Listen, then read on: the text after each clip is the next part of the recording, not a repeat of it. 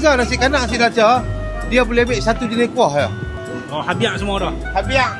Jadi apa yang special kat sini, Mat? Nasi kanak dia kena campur. Campur baru rasa.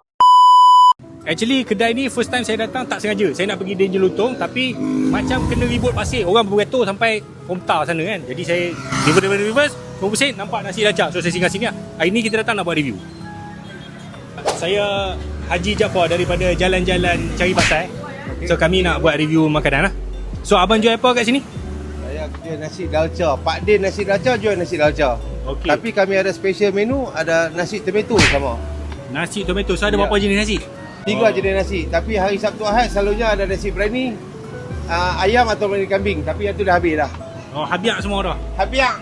Jadi apa yang special kat sini, Mat? Yang orang kira main-main sini. Macam ni lah. Kami duk buat nasi kenduri. Nasi kenduri. Nasi kenduri kami dah ambil catering untuk nasi kenduri. So dia ada dalca dia ada nasi ni, nasi hujang panas, nasi kenduri. Dia ada ayam bawang, ayam cabai, ayam ros, ayam hitam dengan ayam kara pulih. Oh. Beza nasi kanak nasi dalca, dia boleh ambil satu jenis kuah je. Oh. Contoh abang nak makan nasi dengan dalca pun boleh, abang nak makan nasi dengan gulai, abang nak nasi dengan ayam boleh. Nasi kanak dia kena campur. Campur baru rasa. Nasi kita ni dia satu-satu lok boleh makan lah.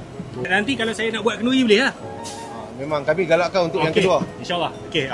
Kami ada package. So dia buka berapa? Buka pukul 10 sampai pukul 8 malam. Tapi Sabtu Ahad selalunya Kena main awal lah. Okey. Itu saja temu ramah kita bersama Pak Din. Kita kembali ke Seri Pentas.